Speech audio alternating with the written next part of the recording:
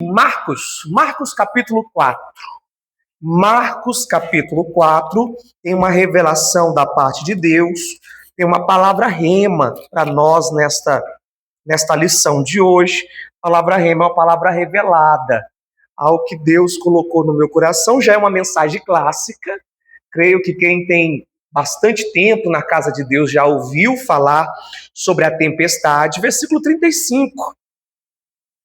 Jesus apazigua, Jesus acalma a tempestade.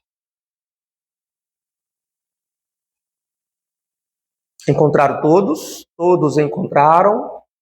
Marcos capítulo 4, versículo 35, assim diz a palavra do Senhor. E naquele dia, sendo já tarde, disse-lhes: passemos para outra margem.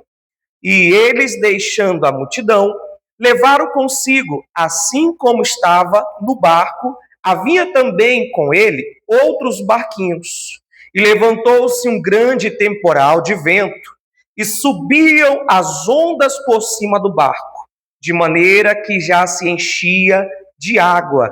E ele estava na popa, esse ele é Jesus, estava na popa, dormindo sobre uma almofada. E despertaram, dizendo: Mestre, mestre, não te importa que perecemos? E ele, despertando, repreendeu o vento e disse ao mar: cala-te, aquieta-te. E o vento se aquietou, e houve grande bonança. E disse-lhes: por que sois tão tímidos? Ainda não tendes fé? E sentiram um grande temor e diziam uns aos outros: mas quem é este que até o vento e o mar lhe obedece? Como eu disse, é um texto muito clássico, aonde Jesus ele acalma a tempestade. Mas a nossa mensagem ela é muito rápida e objetiva. Nós devemos aprender a discernir tempestades de guerras. O que seria tempestades? A tempestade é a adversidade, é a dificuldade do nosso dia a dia. Às vezes uma notícia ruim, um diagnóstico ruim, às vezes você chegar na sua empresa, no seu trabalho, está repreendido, mas haverá cortes. E você está relacionado nesse corte. Às vezes um carro quebra, é uma crise financeira inesperada. Eu até anotei aqui uma crise familiar, conjugal, está repreendido. Mas do nada, assim, do nada, né? Eu já não te amo mais. Do nada, eu já não quero mais estar com você, já não quero mais habitar e viver com você dentro de uma casa. Essas são as tempestades. O filho se envolver com a criminalidade, a filha, sabe, não querer mais servir a Deus, o filho, sabe, virar a cabeça. São tempestades, são adversidades que eu e você, nós devemos entender e compreender que se permitirmos que Jesus entrou no nosso barco, ele está e ele vai acalmar. Ele vai nos ajudar. Eu não preciso me desesperar se Jesus está no meu barco. Se você abriu o seu coração, abriu a porta para ele entrar, você convidou, acalme-se. Amém? Eu sempre acho muito interessante como que Jesus consegue dormir no meio de uma tempestade. E sempre tive no meu coração que uma pessoa que consegue dormir no meio da tempestade é aquela pessoa que sabe que aquela tempestade não vai lhe causar o quê? Dano nenhum. Dano nenhum. Então eu preciso, assim como o meu mestre, lembra que nós estamos todos os domingos aprendendo com Jesus, os ensinamentos com Jesus, os exemplos de Jesus, vamos dizer assim, não que são mais importantes, mas são tão quão importantes como as palavras de Jesus. Porque ele não só falou, ele praticou. Então, no meio de uma tempestade, porque ele era ciente que ele iriam chegar até a outro mar, ciente que a morte dele não seria afogado. Ele sabia o propósito dele. Ele sabia que morreria na cruz do Calvário. Eu sempre chamo a atenção para Paulo. Paulo recebe a visitação de um anjo e diz: é necessário que você compareça a Roma. Mas no meio do caminho tem o quê? Um náufrago. Acertei essa palavra, gente? Acertei? Glória a Deus. Houve um náufrago, vou até parar de repetir, senão eu erro na próxima. E ali ele recebe a notícia que o barco seria o quê? Destruído. Mas 276 almas que estavam ali não iriam perecer. Então ele sabia que não morreria daquele náufrago, e também quando ele chega na ilha de Malta, uma cobra, uma serpente, uma víbora, morde ele, e todos estão esperando que ele morra, mas ele não morre, ele está calmo, ele está tranquilo, porque ele sabia que um anjo do Senhor disse: é necessário você comparecer até Roma. É necessário que você compareça diante de César. Então, quando você sabe aonde você vai chegar, e eu sempre chamo a atenção, quando você sabe aonde Deus quer te levar, o processo e as coisas que acontecem neste mundo não pode te desesperar, não pode te afligir. Então, dentro da tempestade, nas situações, diante de uma tempestade, o meu coração tem que se acalmar. Diante de uma tempestade, o meu coração tem que se acalmar. Só que aí, nós estamos na nossa mensagem, qual é a diferença, então, de guerras? A guerra já está no âmbito espiritual. As batalhas, a guerra, já é algo da alma, algo do espírito, algo do maligno. Então, diante de uma tempestade, meu coração se acalma, porque eu sei que Deus está comigo no barco. E diante de uma guerra, eu vigio, eu me fortaleço. Diante de uma batalha, eu tomo posse da armadura de Deus, Efésios 6, 10, do capacete, da espada, da couraça, do cinto da verdade, do sapato do evangelho. Eu tomo posse daquela armadura e, querido, resistir o diabo, e o diabo o quê? Fugirá de nós. Então, diante da tempestade, meu coração se acalma. Diante de uma guerra, eu me fortaleço. Fortaleço as minhas mãos. Como? Oração, jejum, palavra, consagração, vida com Deus.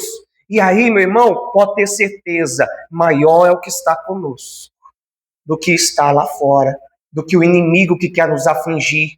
Então, contra a depressão, eu oro, eu jejuo, eu leio a palavra, eu venho na igreja. A gente estudou isso semana passada. Davi, ele perdeu o seu filho, e quando ele perdeu o seu filho, ele não se desesperou. O que ele podia fazer, ele fez. Enquanto o filho estava vivo, ele jejuou. Ele orou. 7 dias ele não comeu nada. Mas após ele saber da notícia que o menino já era morto, o que ele faz? Diz a palavra que ele se levanta, ele vai lá, toma um banho, troca as roupas, veste a roupa, unge a sua cabeça e vai para a casa do Senhor o quê? Adorar. Então, no dia da adversidade, no dia da luta, da dificuldade, nós devemos, assim como Davi, adorar ao Senhor, louvar ao Senhor, glorificar ao Senhor. Então, a nossa mensagem ela é bem simples. Só que no meio de uma guerra, eu não posso descansar. No meio da tempestade, no meio da adversidade, às vezes a falta de algo, eu tenho que confiar. Meu coração tem que estar em bonância, porque não ficais ansiosos com o que há de vestir, com o que há de beber, com o que há de comer. O Pai, como sustenta as aves dos céus, o Pai, como sustenta os lírios do campo, Ele sustentará vós. Vós sendo mal, vocês dão boas dádivas aos vossos filhos, e o Pai, que é perfeito, está no céu. Então, isso nos traz calma, isso traz bonância em meio à tempestade. Mas diante da guerra, querido, eu tenho que ter um lugar chamado lugar de refúgio. Eu não posso parar no meio da guerra. Eu não posso descansar no meio da guerra. Vamos lá para 2 Samuel. 2 Samuel vai mostrar aqui um cenário que Davi, ele estava numa batalha contra o inimigo. Você está com uma batalha contra o inimigo? Quem está batalhando contra o inimigo aí? Pastor, estou de boa. Mas então eu te lembro, hein? O vosso adversário está o quê? ao nosso, ao derredor. Pode ser que ele não esteja te atacando, ele está apenas te observando. Ele está apenas te observando.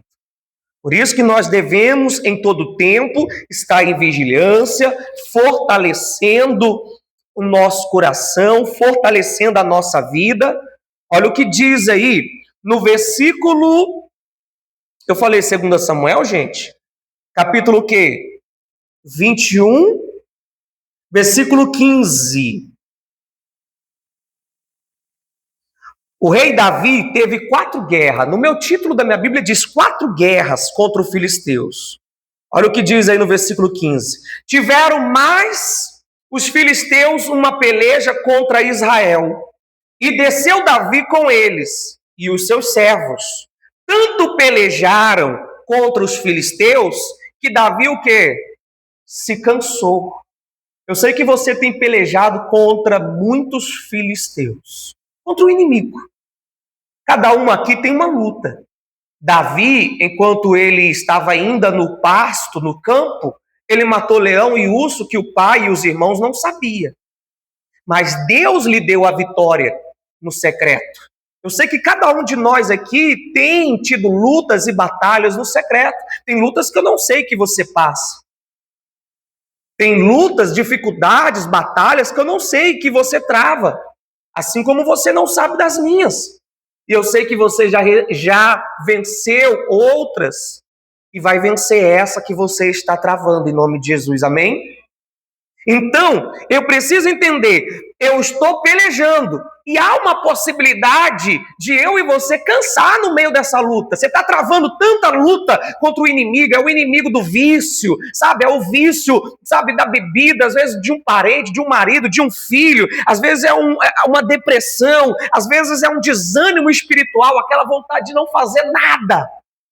Nada, você tem até desejo de querer mudar a realidade, mas tem algo que drena a sua energia, tem algo que suga a sua energia, e eu posso até dizer um pouquinho aqui, não é nossa mensagem, mas o celular drena muita nossa energia. As redes sociais sugam a nossa força. Então devemos tomar muito cuidado. Nos faz ter uma vida de vício, de procrastinação. Então tome cuidado, mas você está lutando contra o seu inimigo, você está lutando contra uma batalha espiritual, um medo, uma ansiedade, uma depressão, um pensamento, eu anotei aqui uma opressão espiritual, sabe, uma preguiça espiritual, ataques contra a tua família. O maligno tem atacado a tua família, o inimigo tem atacado teu pai, tua mãe, teus irmãos, teu casamento. Você está dentro de uma batalha, você está lutando. Pastor, há anos eu estou lutando para a libertação do meu filho, da minha irmã, do meu irmão, dos meus irmãos, da minha mãe. Eu estou lutando contra esta área. E pode ser, meu irmãozinho, que em algum momento canse. Só que aí eu preciso ter um lugar de refúgio. Esse lugar de refúgio no meio de uma guerra não é sinal de fugir, de fuga, de covardia, de se acovardar. Não, esse é um lugar estratégico, porque em algum momento pode ser que o batalhão, o exército se canse. Mas ele vai para aquele lugar, aparece até que está retrocedendo, mas eles vão entrar dentro de trincheiras, eles vão entrar em pontos específicos para ali se reposicionar, ou até mesmo para esperar uma nova guarda, um novo exército, reforço, uma força maior. Então, este lugar, nas nossas batalhas, na nossa luta, esse refúgio é no Senhor. Esse lugar é no Senhor. Então, no meio de uma batalha, você cansou, meu irmãozinho? A oração é o nosso refúgio. Mas parece que isso é tão maçante. Tem que orar, tem que orar, tem que orar. Meu irmãozinho, nós vamos morrer. Quem vai morrer aí? Vai para o céu. Você vai morrer e vai ouvir. Pelo menos se um pastor for de Deus, ele está falando, ore, jejue, leia a Bíblia, esteja em comunhão, obediência, santidade, fidelidade, porque esse é o caminho. Esse é o caminho. Então, eu estou cansado, eu estou, oprimido, o inimigo parece que eu não estou vencendo, você não consegue ver mudança, você não vê melhorias, você não está vendo resultados, parece que você está cansado. E agora? E agora? Jesus é o nosso exemplo. Eu não vou lá com você, mas você pode ler na sua casa. Jesus também cansou. Vou colocar rapidinho aí na Bíblia, aqui na tela. Se você for rápido, vai lá comigo. João 4,6. João 4,6. Eu vou voltar aqui, tá?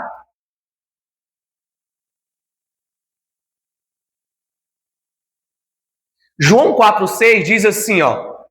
Estava ali a fonte de Jacó. Jesus, pois o quê? Cansado. Olha aí. O Jesus, homem, 100% homem, 100% Deus, cansou. Jesus, 100% homem, 100% Deus, cansou de uma caminhada. Só que ele é o nosso exemplo. Aonde ele se assenta? Aonde ele para descansar? Aonde? Porque Davi, olha o que diz aí Davi, ó, no versículo 16.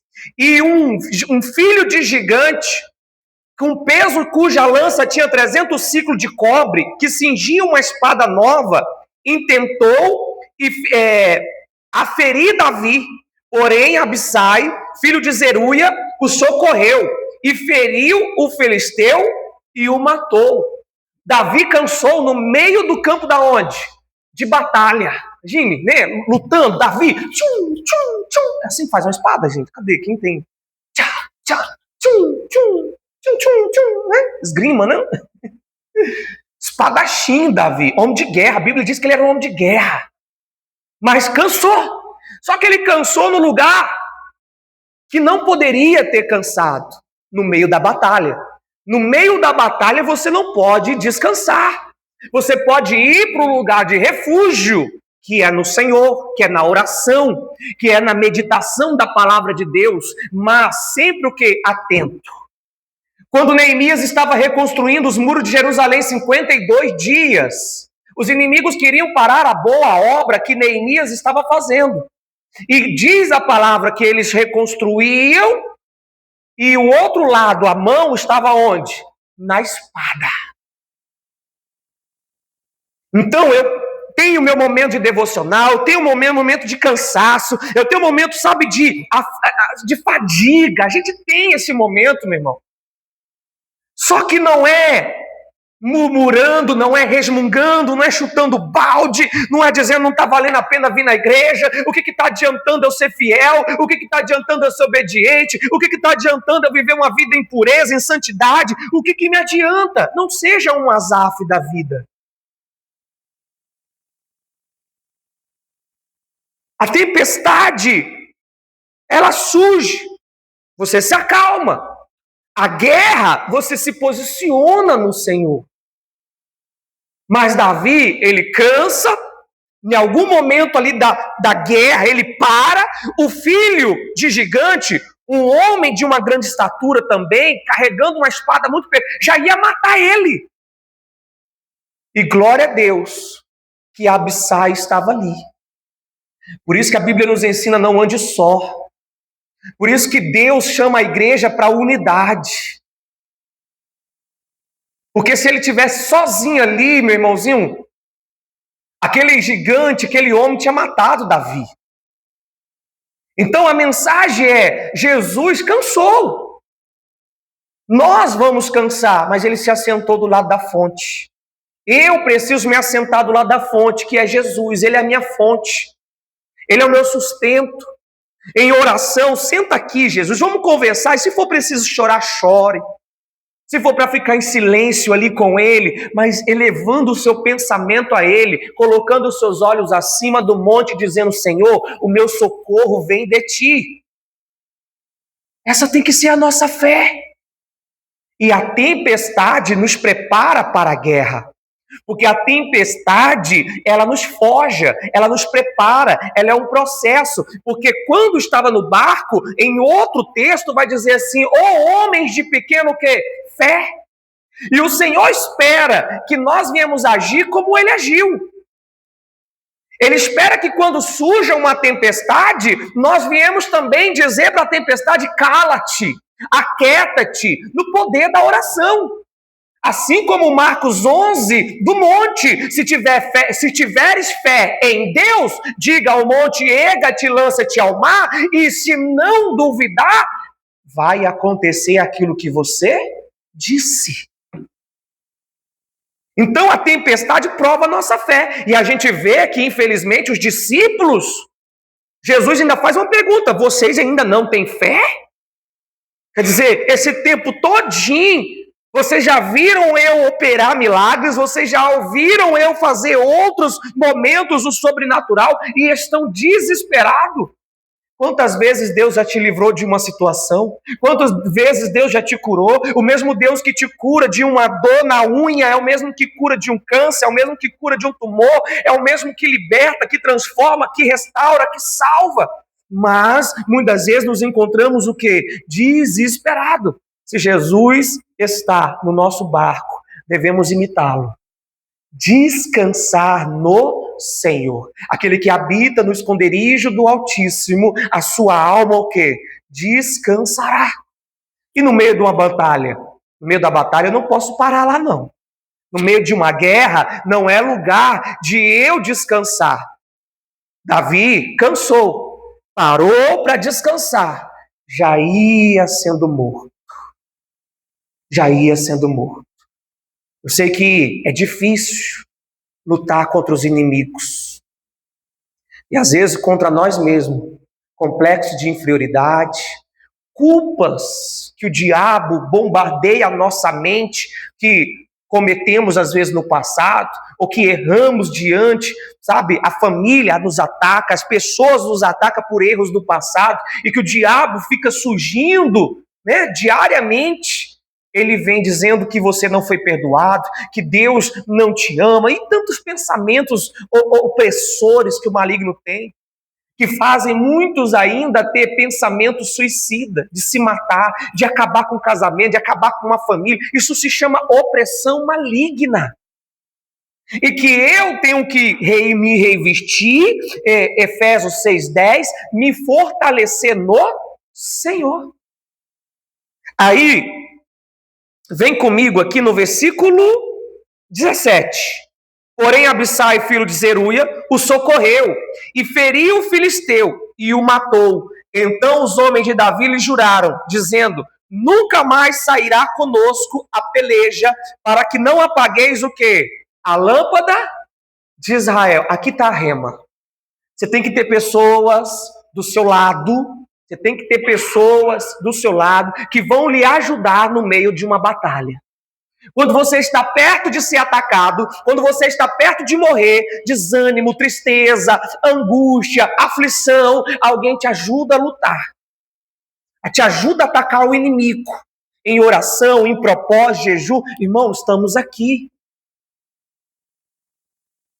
Tivemos testemunho do irmão Rafael, que a irmã Luane testemunhou sobre, sabe, uma campanha de jejum, de oração. Nós fizemos 7 quartas-feiras de oração para ele lutar, ele combater contra, sabe, uma frieza espiritual que ele confessou, que ele reconheceu. Eu preciso de ajuda.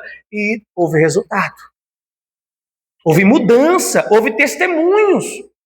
Mas não cabe a mim ficar, sabe, e aí, não, nós devemos nos unir. Eu não posso estar invadindo a sua privacidade, eu vou até onde é permitido. Nós estamos aqui dispostos a orar meia-noite, orar 3 horas, orar 6 horas, orar 4 horas, fazer oração. Vamos para a guerra, juntos, para a batalha. Então tenha pessoas que estejam contigo para lutar contigo. Mas cuidado com os conselhos. Qual foi o conselho de Abissai? Leia aí. Nunca mais sairá conosco a peleja, para que não apague a lâmpada de Israel. Parece até um conselho bonito, sim ou não? Conselho bonito. Ele exalta Davi, dizendo assim: você é a lâmpada de Israel, Davi. Ok, maravilha. né? A gente tem que tomar cuidado, porque o Satanás quer apagar a luz que há em mim, a luz que há em você, que é Jesus, que é a palavra, que é a fé, que é o amor. Mas o conselho dele, se a gente fazer uma analogia aqui, me lembro de um tempo que Davi deixou de ir para a guerra. Guerra não apaga a luz de ninguém. Agora o pecado sim. Davi deixou de ir para a guerra, e por ele ter deixado de ir à guerra, diz a palavra que ele está no terraço, e ele olha para uma mulher tomando banho, estava nua, e ele cobiça, ele deseja, ele a possui, e ali, meu irmão, a lâmpada dele se apaga.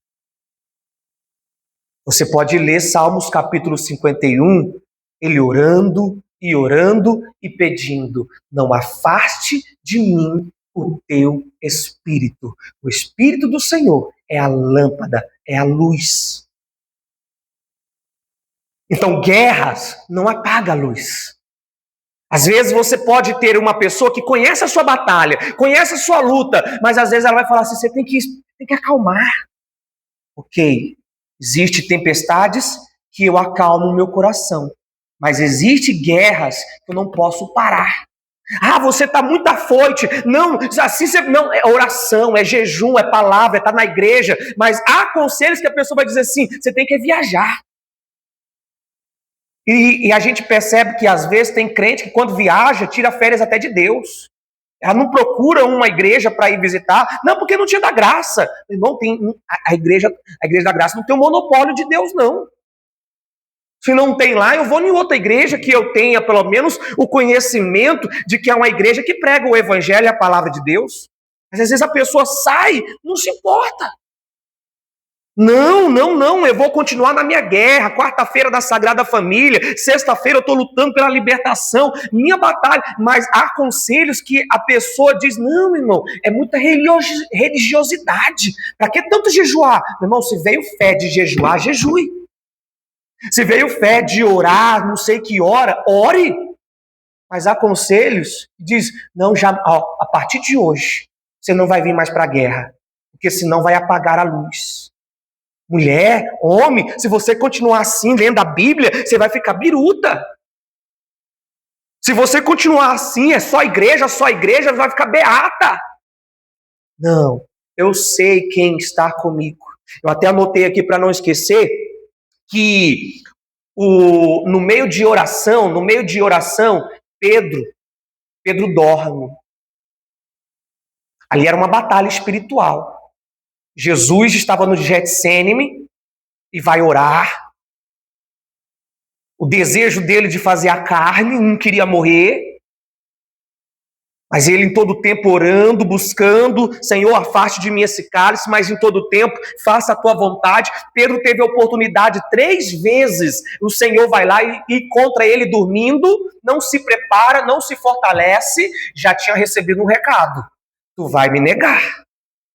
Não, estou contigo até os confins da terra, até na prisão. Recebeu o convite 3 vezes de Jesus para orar, não orou. Quando veio os guardas, quando veio Malco, quando veio o sacerdote, ele já pega a espada. Aonde era para ele estar calmo, ele usa de força, de violência. Aonde era para ele estar em espírito, ele usa força e violência. Ele não soube discernir que aquilo ali era apenas uma tempestade e que o Senhor estava calmo. Mas ele quis usar de guerra. Então a gente tem que ter esse discernimento. Senão a gente está, gastando nossa força, cansando aonde não deveria cansar. Na tempestade, eu descanso porque sei quem está comigo. Na guerra, eu vigio porque eu sei quem é o meu inimigo. E ele é astuto. Ele só espera eu ficar, às vezes, sozinho, solidão, triste, desanimado. Não é assim no reino animal? O leão ataca sempre quem? Busca sempre pegar aquele o quê? Mais fatigado, mais cansado, aquele que vai ficando para trás. Ele ataca. Não, eu tenho que estar no meio. Tenho que estar junto. E pode ter certeza, meu irmão, Deus vai te dar a vitória. Amém? Se fortaleça no Senhor. em nome de Jesus. Essa é a palavra. Cuidado com conselhos. Não é para parar. No meio da batalha você não para.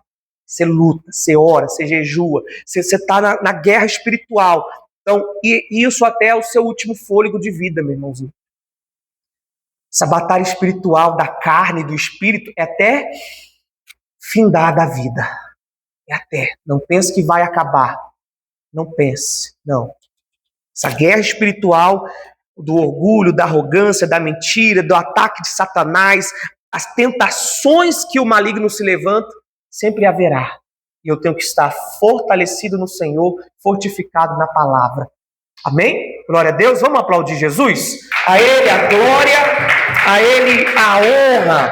Glória a Deus. Eu quero te chamar agora para um momento de oração.